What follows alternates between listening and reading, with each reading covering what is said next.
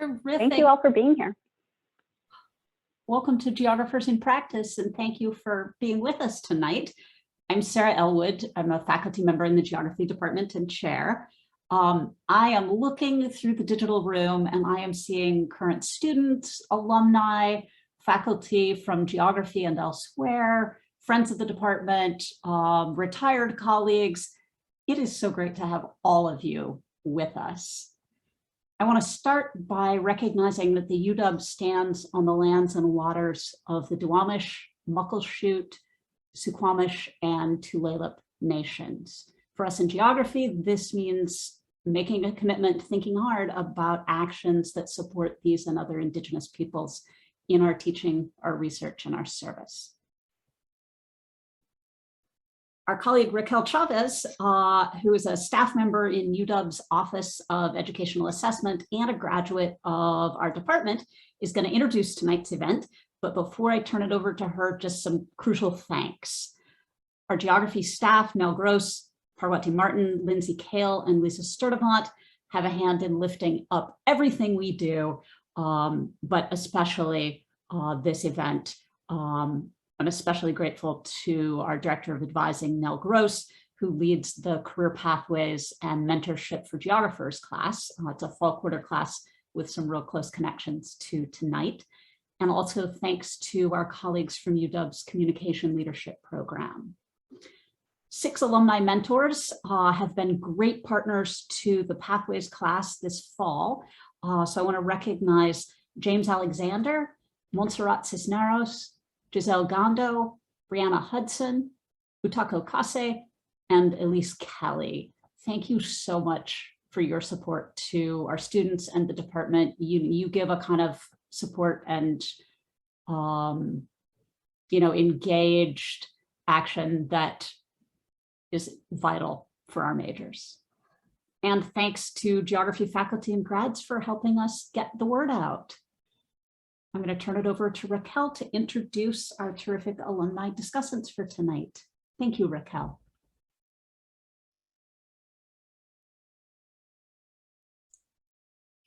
Thank you, Sarah. I was trying to space bar and different one. Well, welcome everybody, and thanks again for coming together and our panelists. So across generations of students and faculty, our department has sustained commitments to connecting research to action, working for social and spatial justice, and using spatial thinking as a basis for understanding and acting on urgent societal problems.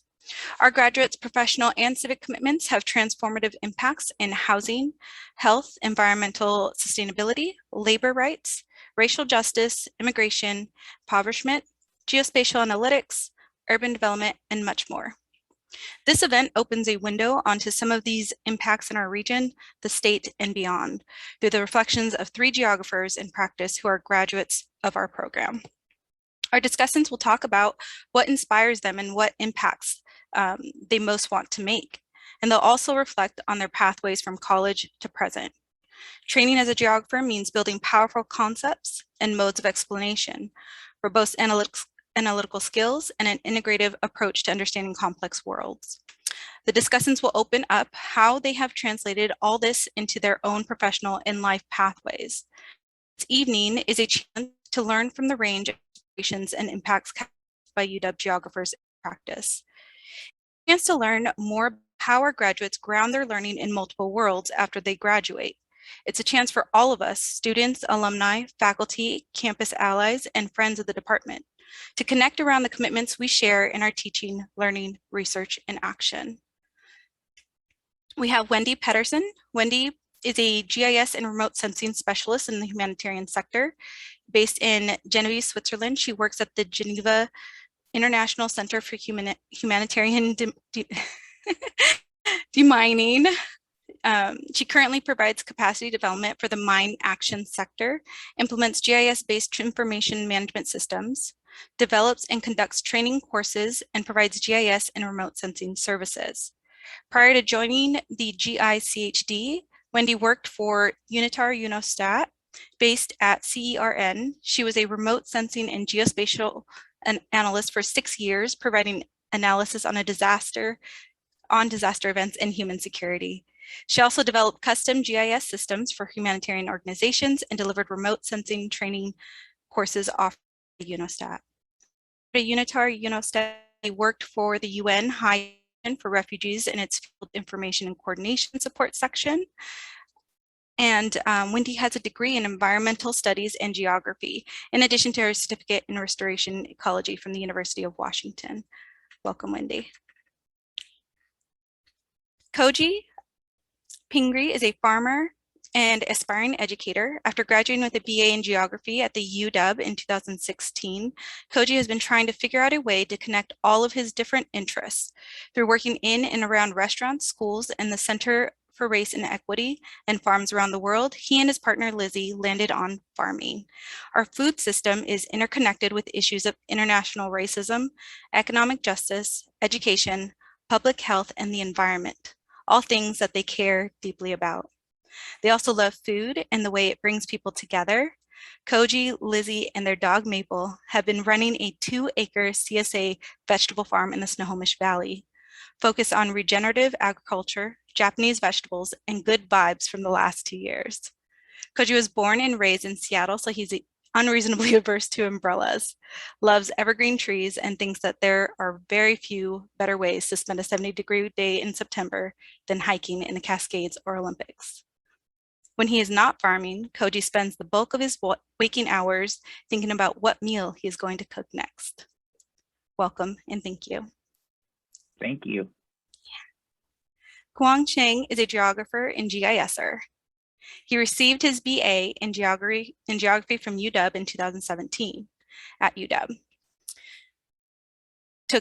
Kwang took several great opportunities that the geography department had offered, including an honor program that allowed him to research the development of Shanghai and Tokyo, the Mary Gates Endowment that supported him on a field trip to Asia, and a Husky 100 honor in 2016 and 17. Kwang became familiar with the concept of web GIS and acknowledged the power of geospatial analysis in the commercial world. Kwang now works as a senior research analyst in GIS at Jones Lang LaSalle, a real estate services firm. His research senses cultivated in the UW Department of Geography and technical skills learned from ESRI are helping local clients optimize their real estate decisions and recognize the power of GIS. Thank you, Kwang. Thank you. And with that, I hand it back over to Sarah. Wonderful. Thank you so much, Raquel. For the next half an hour, I've got a few big questions that I'm going to ask our discussants to reflect on. There will be time for Q&A from the audience. We'll turn to that around 6:40, 6:45. You've just learned from Raquel a little bit about our discussants' professional and public activities, the things that are important to them. So I'm just going to dive right in to the questions. Colleagues, tell us a little bit about your journeys as geographers in practice. What activities are most important to you today? And what are the inspirations that led you in those directions from your time at UW and afterward?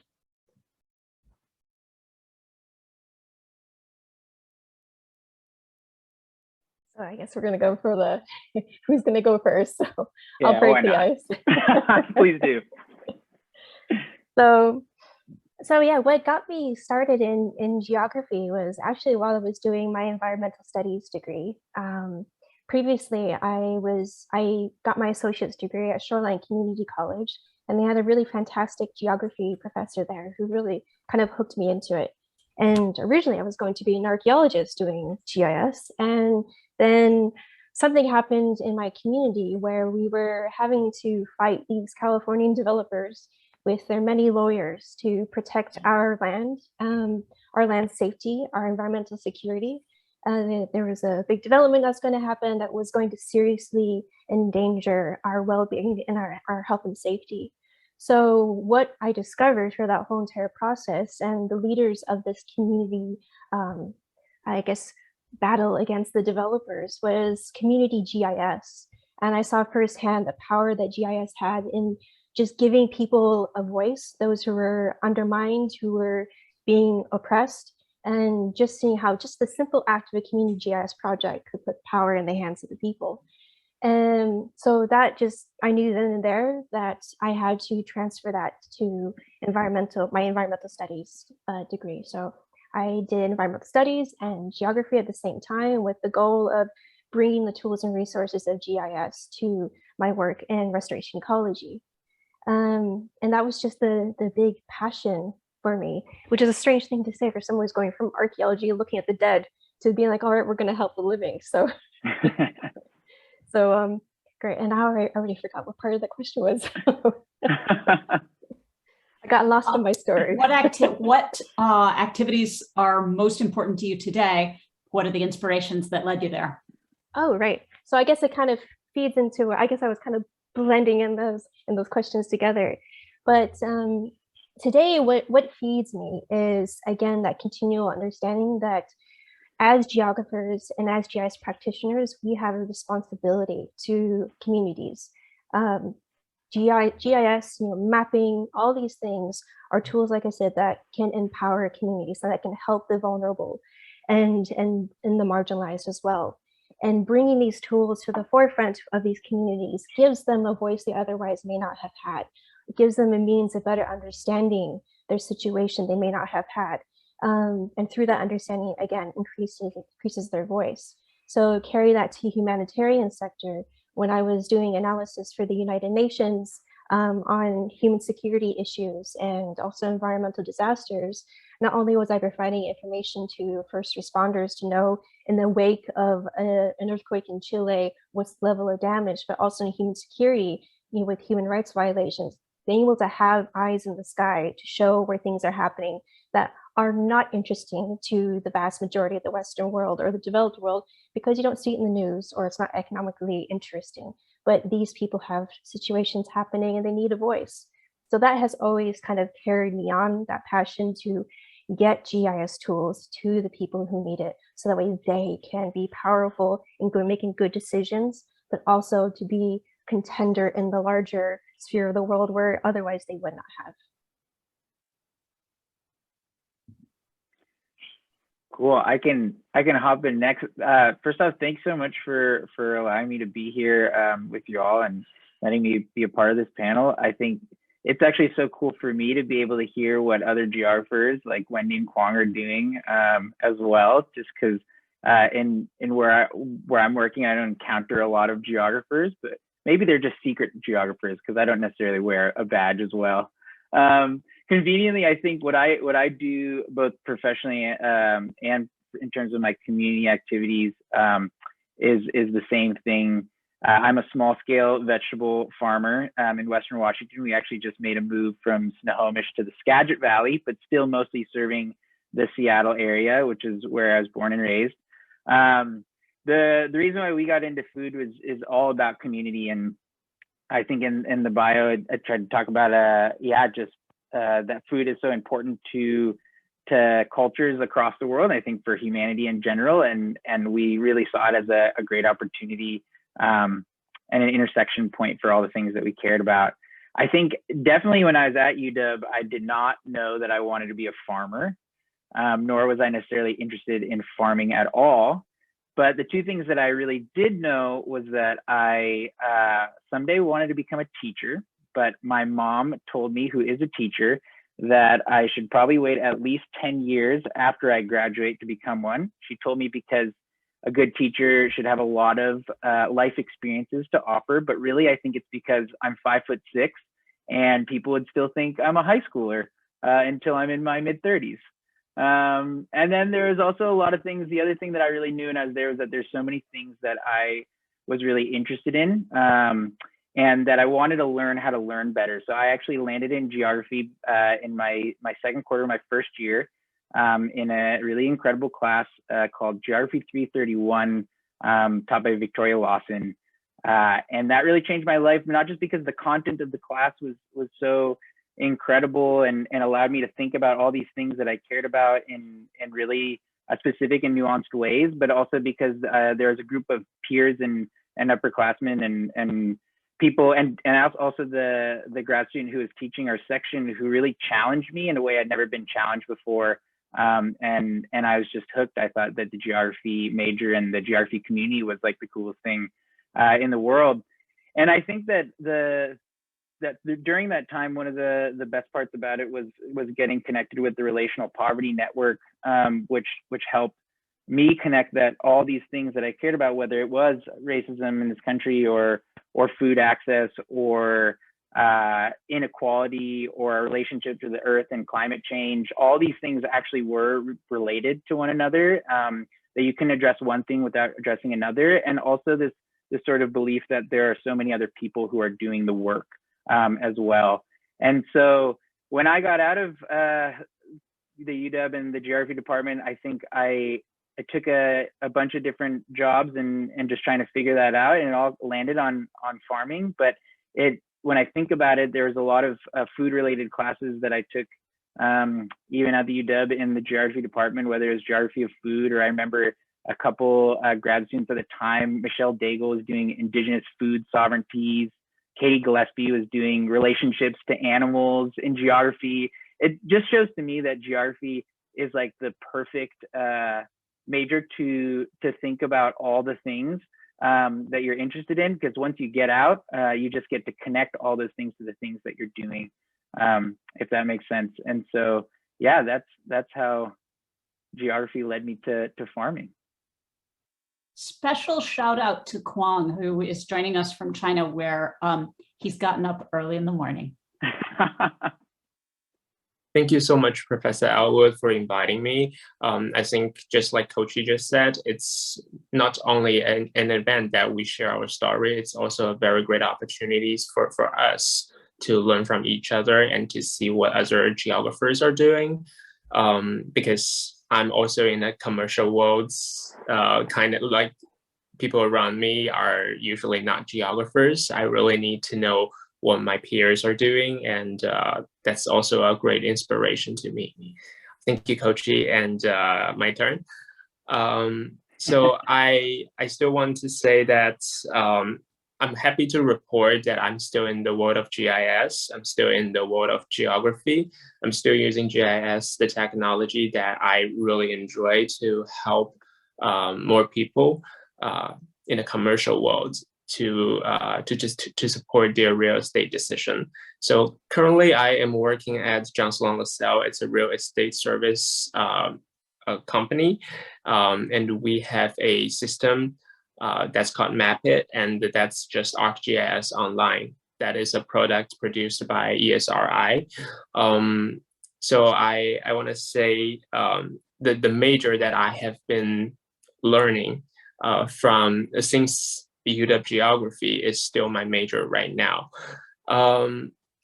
Talking about my past experience, especially at UW Geography, I think what stands out to me the most is the practical experience I got from all the geography classes and also the GIS classes.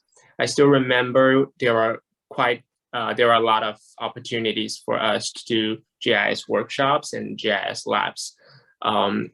Combined with those theoretical classes that we learned from the lecture, I benefited from the combination of the theoretical part of GIS and also the practical part of GIS. And that helps me a lot learning what kind of practical use can GIS achieve. Because to many people, GIS is it's a very far away term because they have never ever heard of it. But when you have more practical and hand-on experience about GIS, you will actually find out it's very easy to use. It's very practical. I think that's fantastic. I still remember there was a GIS workshop class that we had the opportunity to cooperate with a local community sometimes it's like an organization. We did a program together and we solved a problem together, and that really helps me figuring out what kind of thing I can do with GIS and incorporate my past experience into my future career. Also, I was encouraged by many instructors and many peers at UW, also my godmothers, to pursue a GIS career in the commercial world. So I attended internship at a very early stage of my undergraduate study. I got a lot of practical experience from my internship, and incorporate my GIS learning from my school to the future career. I think the combination of theoretical learning at the lecture and also the practical experience from the lab and from the internship really helps me build up a complete understanding of GIS. I think I want to thank to UW for providing me with the opportunity to explore my personal interest and giving me the opportunity to have more hand-on experience. So that will be my that was my question answer to the question. Terrific, thank you, Kwong. Next question, you three. How does your training as geographers shape your activities and your commitments today? What you do or how you do it?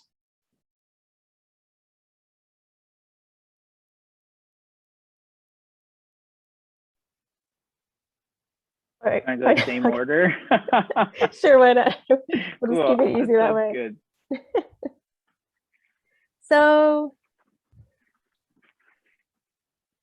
I mean, I was thinking of how I would kind of best explain this without kind of running in a circle, because usually all my answers for most things kind of go in a loop because everything is so interconnected. But I would say especially, I would say the biggest training as a geographer has been just restructuring the way I think, the way I critically think, the way I see the world, and also the way that I look for solutions to existing problems or issues that I come across in my work, but even my personal life. You know, just starting out with physical geography, you know, retraining or reformatting my brain to think on the geological scale, and then see even the geospatial scale. Where we grow up kind of being used to kind of seeing things from a very, you know, on the ground, just in our immediate vicinity approach, our neighborhood, our immediate community, our immediate family. But as a geographer, you're taught to see the patterns and the relationships beyond that and how everything's so interconnected. And especially in today where we see systemic issues and also the issues of climate change. I mean, as we all know, those are things where you have to look at the whole entire global scale, the whole geographic scale. And that's just been so incredibly important. But it was also kind of a hard thing when I left the UW and being wonderfully surrounded by all of that and realizing that not everybody has the privilege of that experience or that remapping of the brain to kind of think more complexly and interdisciplinary as well. It was kind of a shock to think the things that came so easily for me as a geographer were so difficult to conceptualize to others. So what that kind of led me to is trying to bridge that communication gap, trying to teach other people to, you know, rethink and reformat the way they approach issues, problems, situations. And again, kind of as I mentioned, like as a geographer, I think, and GIS practitioner, we all kind of have some level of responsibility to go forward and share that worldview, that way, that mindset, and to try to find ways of teaching others in the way that we provide services, the way that we provide information and a wider understanding, to do it in a format in a way that also trains people to think like a geographer. Because ultimately, I think that's something that should be mandatory, especially in public education. Everybody should go through this on some level, just like anthropology. I think everyone should go through that. But it's so critical. So for me, that's kind of the main thing that's trained me to be a better communicator, to be a better way of understanding. Also, just understanding why people see things the way they do, why they make decisions the way they do. You can see that they're, you know, limited by a certain frame of information, and by expanding their ability to ingest more complex aspects of information that give that whole picture. You know, that's an important skill to have that I think as geographers we are trained to have by default, and that is the biggest thing I think that I got, or one of the biggest things I got out of geography at the UW, was just growing my brain in ways that allows me the opportunity to help others to also think the same. So, I mean, and how that translates to today, sorry, I may go on a bit more than I should, but and then the way it trains today is that in the sector that I work in called Mine Action, that's clearing up contamination left over from war. So we go into communities that are trying to reintegrate into their homes, their places of living that previously they couldn't go back to, or that they were in but are currently unsafe. And a lot of it, in being able to help the community learn how to be safe, but also to help NGOs and operators to do that clearance of contamination, to also be safe themselves and to do it effectively and efficiently.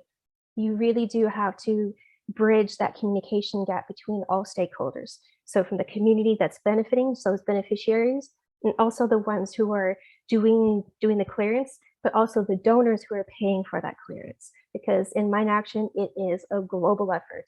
No one country funds their own clearance. It's a global kind of community effort.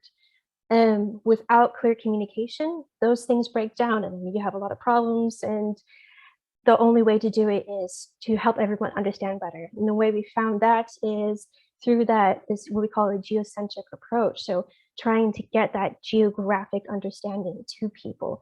And just as I learned in geography at the UW, I also have found to be proven true that that is the most effective means of communication and bettering and improving operations is just by using GIS, the simple form of GIS and a geographic insight to make a situation that's very complex and also very politically charged, much more tangible and easier to understand. At the same time, going back to the community GIS aspect, giving those stakeholders, those beneficiaries, the opportunity to have that strong voice that they always should have, but often is neglected in the humanitarian sector. Yeah, it's so cool. I think, Wendy, you do such an awesome job of explaining like that, the geography mindset. And I really do feel like that training, that sort of like how to process and think through the world is something that we think about and talk about all the time on the farm. I think specifically like some of the things that we've tried to make a lot of intentional and specific choices as to how and why we farm that are all impacted by things that I learned both like in the geography department, but also through that lens and that mindset. We've thought a lot about just in terms of like food access is a huge issue that we think a lot about, especially in the Seattle area where farmers markets, while really awesome, like can be prohibitively expensive and inaccessible for so many people. And that's something, right, we talk a lot about even in geography in terms of like food deserts, and sometimes that term is now being called food apartheid, but understanding how where you live can affect what resources you have access to, and including food. And that could just be how many grocery stores you have around. So our CSA is a community supported agriculture model. We're not at farmers markets, both because we're really small and we're just starting out, but we also think farmers markets are really cool and important, but it's also a lot of work. And it's just the two of us right now. We do a sliding scale CSA model for the most part. So trying to make, that means people pay at the beginning of the season for a full season of vegetables. We try to adjust the amount of that people can pay based on what they can afford. And we also try to grow a lot of Japanese vegetables, East Asian vegetables, and donate whatever excess we have to community programs in the Seattle area that target the Asian American community. So that's something that all comes from just thinking about our relationship to our city and our geographical area and what we can do as small farmers. We also just think a lot about the environment. So we practice a no-till agriculture and regenerative agriculture, always thinking about how we can best be the best kinds of stewards for the lands, learning from people who have been doing these things for thousands of years. And then thinking about the training in the relational, thinking about the relational poverty network. something, a big takeaway from that was that one, like all these things are connected, but another that we're not doing this work alone. So we've been really thinking about how do we farm on a small scale, but cooperatively, both with other people in our region, but also thinking on a larger scale via agroecology or the campesino movement. So trying to situate our work in a larger context of farming in the world, and how all of that is related to what we do here on our little tiny 1 to 2 acres. And so we're always thinking about how our work is connected to the larger work of systemic change in our food system, and how that systemic change in our food system relates to systemic changes in other parts of the things that, and I'm sure they're really related to even the work that like Wendy's doing. And so it helps us to know that little things actually do grow out into bigger changes. And that's something that we definitely took away. I definitely took away from my time in the geography department. Thank you, Kochi. And I think previous speakers talk a lot about the geographer's mindset and how we connect dots and how we use the think like a geographers. I think my point is also quite similar. It's really about the geographer's mindset that changes how we view the world. As geographers, I know that we focus and emphasize a lot on the environment. So for commercial GIS, I think that's also quite similar. GIS is on the desktop, it's on the web. You need to put a lot of like data inside and run the analysis and get the results. However, there is no way that you can tell the full story with the numbers and with the map standalone. You always need to do field trips. I still remember Professor England's class, urban geography. We all go into the neighborhood, pick one neighborhood in Seattle, and do a lot of field work and take down the data that we need and combine those data with the theory that we want to express. I think that's also really helpful for me today in my daily work, because commercial real estate is all about how people utilize the space and how to make the most benefits from the current facilities. But during my daily work, I do a lot of analysis on GIS. Besides that, I also go into the fields, just like what we did on Professor England's class. We went out to the shopping mall and to see how what people do in the shopping mall and how people reacted to the changes that the real estate developers have been doing in their facilities. I want to share a personal anecdote I did like in last week. I went to the southern part of China, and I went to a very small city called Jiangmen, and that city is famous for, I would say, nothing, because most people don't really know about it. I went there because there was a brand, a really famous bubble tea brand in China that actually comes from that little city. I went there to visit the site of the first shop of that bubble tea. That bubble tea originates from Jiangmen in like 2010s-ish, and it's very fast developing, and we can see it's developing like Starbucks in Seattle right now. It's on that trend. I went to that small city, and I realized that actually not a lot of local people know that brand is actually from that city. Most people went to the site of the first store just to take pictures of the store itself, or take picture of the tea, of the bottle of the tea. And actually I did. However, besides that, I also look at the environments that give birth to such business model. It's right next to, it's in a small alley right next to a very famous local high school. And there are a lot of high school students like coming out after school. And actually, it's very surprising to me that most students don't really care about the first hey tea, like the tea shop. Instead of that, people care more about the fried chicken next door.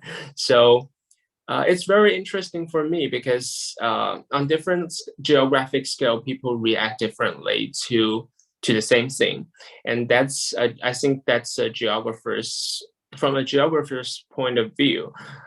We really focus on the environment, and we always focus on the interrelation between different things and the brands. Just like people go to Pike Place Market to see the first Starbucks sites, most people would just take pictures outside the store and buy souvenirs from the counters. But geographers, if they are there, they're there to observe people's behavior, and they will see people lining up coming from different nationalities, cultural backgrounds, and what they are talking about during the line. And also like people's interaction with the staffs of Starbucks, and also the street artists playing guitars outside. So I think that's the amazing point for geographers. Instead of just looking a very simple picture, we see a whole story behind. That's my answer to the question. Thank you. You three capture so wonderfully the thing that across all of the generations and life stories and different interests defines geography majors, and it is that relentless curiosity, for a whole number of things. Okay, friends, I have one question, and because we're going to turn it over to Q&A in about 5 minutes, it's a big question, but you're going to have to be efficient. What impacts are you most passionate about making in the world? For me, the main impact I want to make in the world is more holistic critical thinking as much as possible. And for kind of the reasons I mentioned before, I think a lot of the misunderstandings, miscommunications can be avoided the more better we communicate. But not only that, just the more better that we digest and gather information and process that. And again, I think with the tools of GIS and with the geographer's mindset, it's very possible to achieve those kind of skills that will very significantly improve that. So as mentioned before, in all the work that I do, one of the priorities I have is including that component in my work, and that will always be my big driving force. If I could, with a touch of just tapping someone's forehead, get them to understand everything completely, that would be my dream. But till then, I have GIS and geography to help me with that. Yeah, I think yeah, as silly as it sounds, the end goal for us and what we've been most passionate about has always been to make our little slice of the world a better place, and hope that it spreads from there. It's super cool to hear both Kwong and Wendy talk about their things and how they use geography, but it seems that underlying goal fits into so much of what they do, and I feel like that's part of geography as a whole. I think long term, what we're most passionate about is having an educational farm.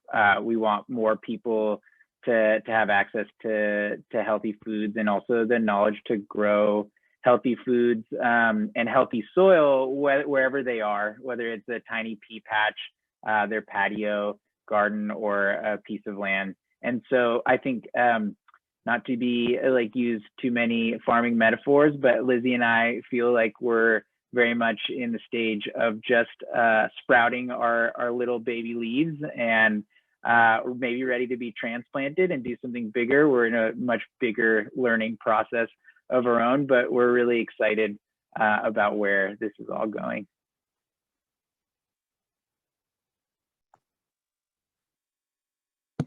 So for now, my biggest, the most passionate thing for me is to think about the meaning of globalization to everyone and to everyone's daily life.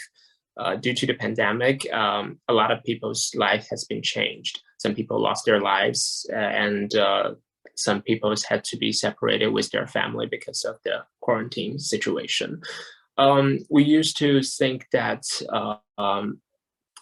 world, like global traveling is so easy and so convenient with the help of like the modern jets and also like the telecommunication development. However, after the pandemic situation happened, everything's been changed. A lot of, because I'm in Shanghai, a lot of expats in our company, their previous plan was to stay in Shanghai for another 10 years and visit their family once a year back home. However, due to the COVID-19 situation, they haven't seen their family for 2 years. Some people finally made up their mind to go back to the States to spend more time with their family. That definitely changed a lot of people's life decision. That makes me think that globalization's meaning to each individual is actually quite different. During this time of, during this special time, I think it's more like a globalization versus localization. How we are going to achieve the best with the incorporating like both concepts is the next step I really want to research on, like as a geographers. And that's one thing that I'm most passionate about at this moment. Terrific. Thank you, Wendy, Kwong, and Koji. Team Geography and friends, I am going to turn it over for your questions. Nell Gross is going to facilitate the Q&A. And so welcome, Nell, take it away. Thanks so much. Thank you so much to our panelists. We really appreciated hearing from all of you. And now, yeah, we're turning it over to our audience. What questions do you have? If you would like to add questions in the chat, you're welcome to do that. If anyone would prefer to send a private chat to me, that's totally okay. I can read your question aloud. And if anyone here would like to actually ask that question aloud, we can do that too. So just use the raise hand reaction and we'll call on you to ask your question. We'll give a moment so people can think about what questions are on your mind.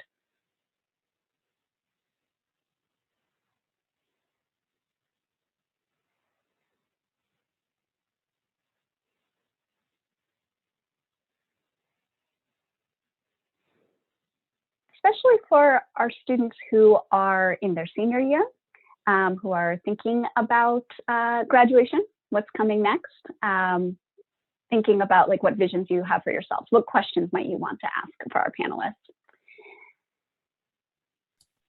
Maybe you can't see me now, shall I just go? Oh, yes, I'm sorry, I did not see you. Go ahead. Well, I think there's like, you know, loads of people on the call, but hello to some very, some people that I have been delighted to be a part of your training in the past. I'm not sure that your answers were anything to do with me, despite Kwan's nice words.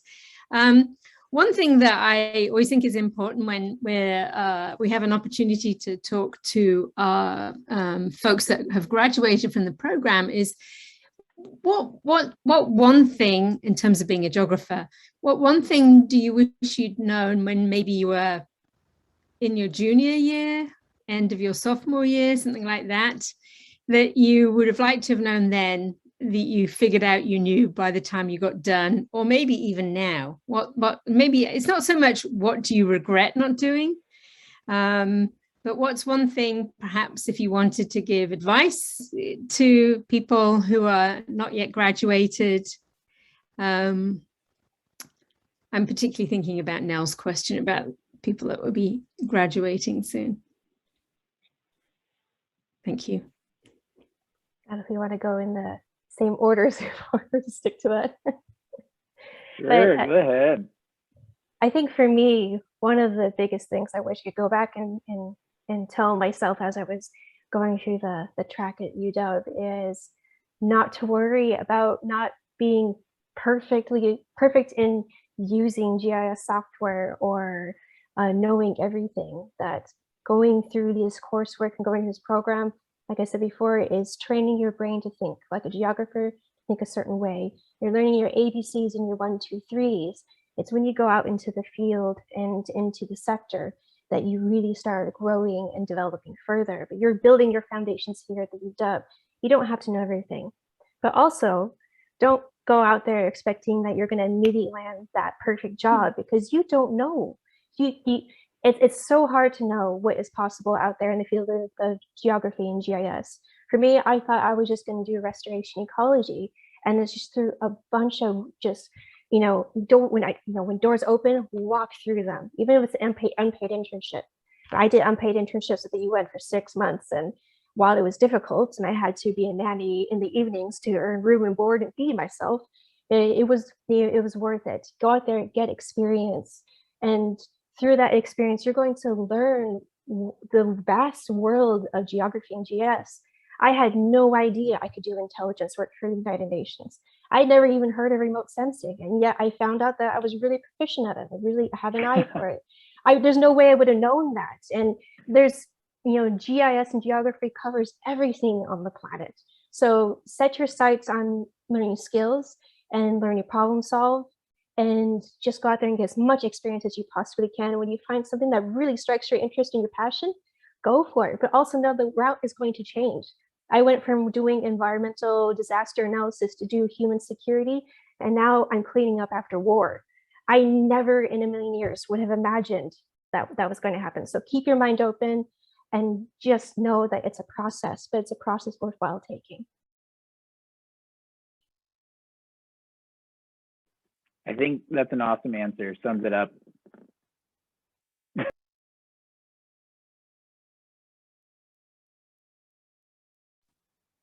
It was really great to see Professor England on the screen, because that really brings back a lot of great memories. When Owen was in Shanghai, and Professor England was taking a trip to Shanghai, and we walked around the city together to do a lot of field work. Yeah, I think my suggestion will be pretty similar to Wendy's, to take more opportunities to get more hand-on experience, just like I said, to the first questions, and also to remember that no effort is going to be wasted. So what you have done are the cornerstone for your future development. Take seriously, take those labs seriously, take those lectures seriously, because it's going to affect your future career. It's gonna build up a better understanding of your future career. Thank you. I just explained who Owen is, because there's probably only like 5 people on the call who know what you're talking about. So thank you, everybody. I particularly like the very to the point response of Koji. Thank you. Saves time for more questions, right? Yeah. Thank you so much. So I do see a question in the chat that I'm going to sort of paraphrase and expand out a little bit. So I'm seeing this question about, specifically about, for our panelists, how much coding you might do in your work. But to expand it out a little bit, I guess I'm curious about how you see the balance of very technical skills that you either learned from coursework or learned, through your career, and complementary skills, other skills that you might be using in your work now that weren't necessarily specifically taught to you.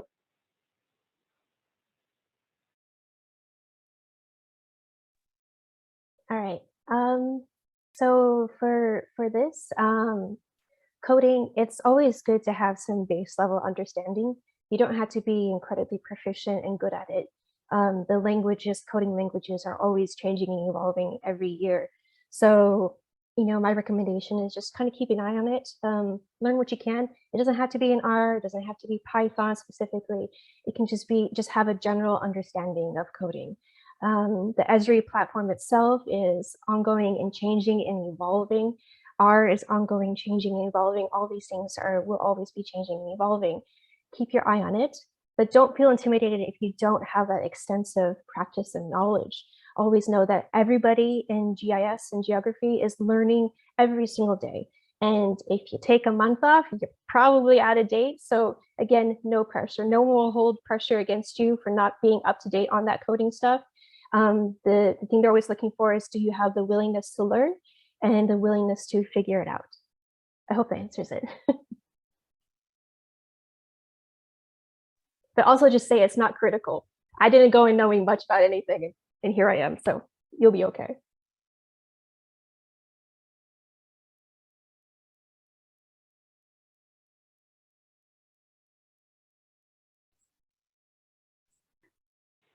Kwong, For sorry, Kwong no, and Koji? Well, I was just going to say, does anybody else have answers to those questions? Again, it doesn't, the question in the chat was specifically about coding, but just knowing about other students who might be in the audience here who might have similar questions. So I'm kind of enlarging the question a little bit here.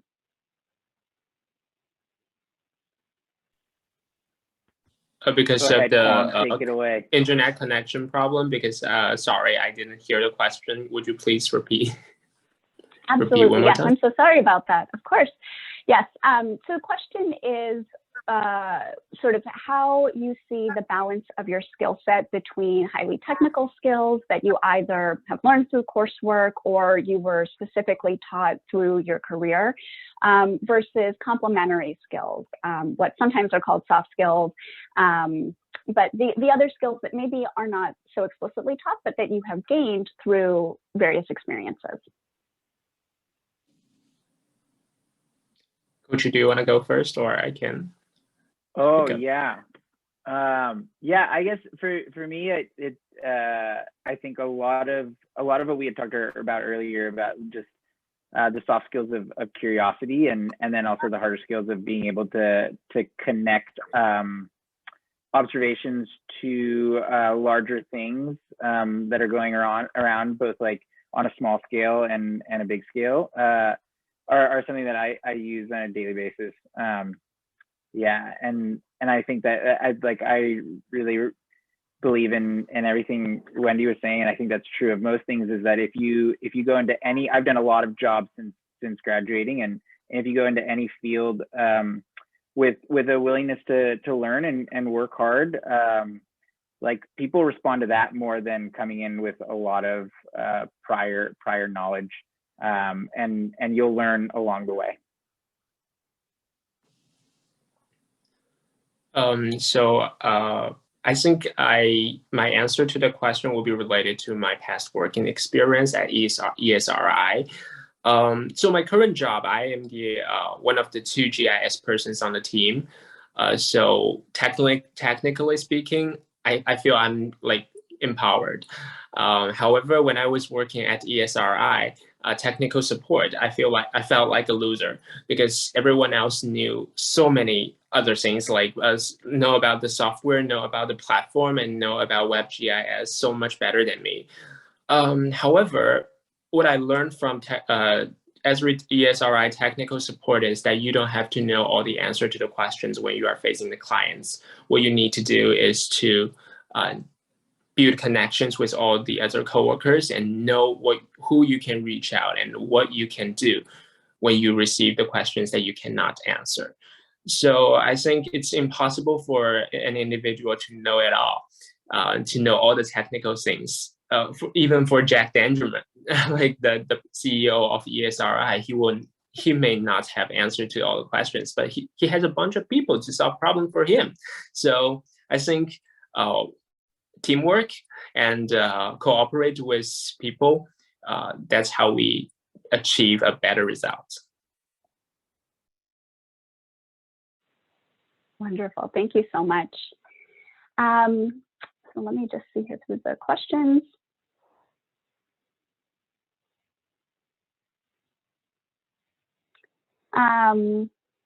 We have so many good questions in here. I'm afraid that we only have time for one more, so I'm sorry. I'm trying to find. I guess I have a question to, it's a little bit different question from what's in the chat, but I think might get to many of the questions that are in the chat. When you are talking with folks who may not be as familiar with a geography major, with what all the skills that you all have described, all the amazing meaning that you all have derived from your geography study and what you're doing now, how do you talk about geography to folks who may not be familiar, who you may have encountered in your work? What are the key takeaways or lines that you like to share with folks?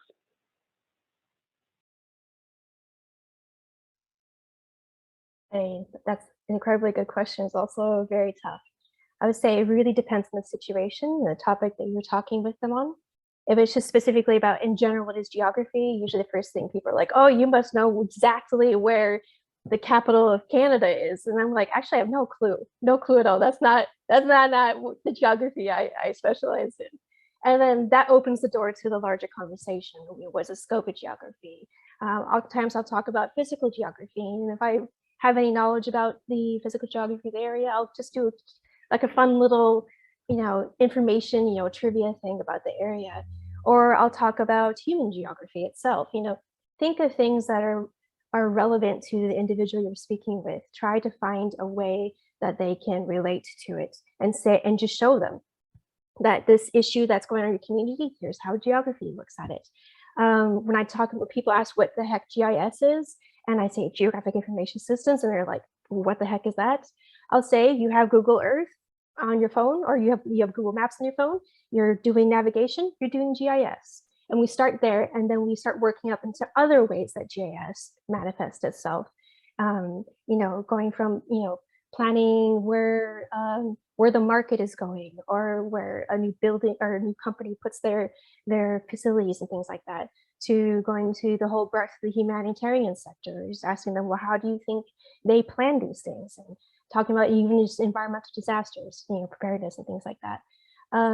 So you start small and in a relatable way, and then if the conversation moves towards that wider sphere, go for it. So going from the micro scale to the macro scale kind of thing.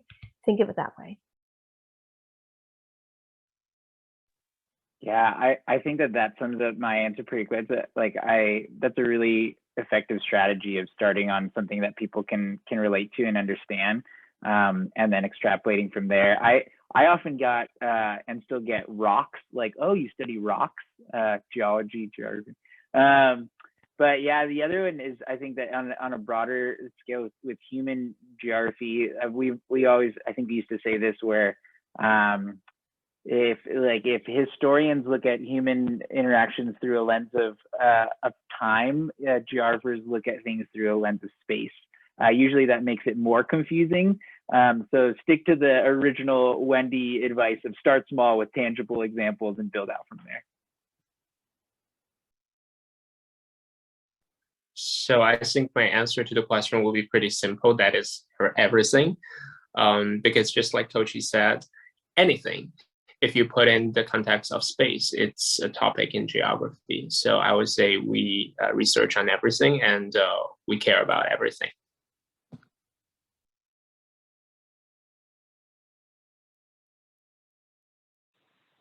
Thank you all so much. Really, really appreciate your time answering these questions.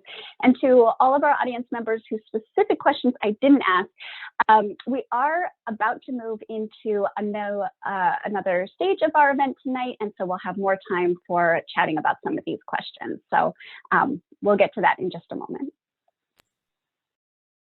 Okay, we are, as Nell says, we're coming to the close of the main event for this evening. But if you want to stick around for about another half an hour to catch up with faculty, your former classmates, current students, small breakout rooms happening soon.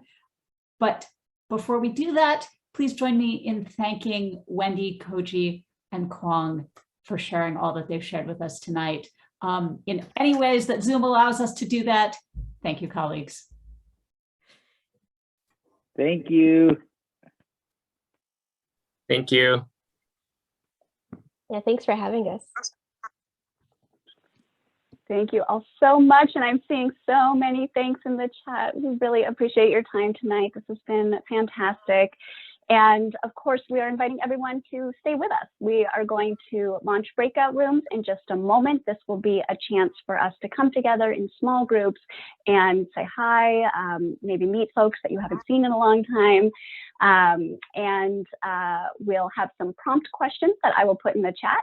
But we also understand folks maybe in different time zones joining us. And if this is the moment where you do need to step away, that's totally okay. So we'll pause for just a moment, and then we will invite you all into breakout rooms in just a moment. And of course, as I'm looking at all of our alumni, I want to be in a breakout room with all of you, but I know it can't happen. So come visit us soon.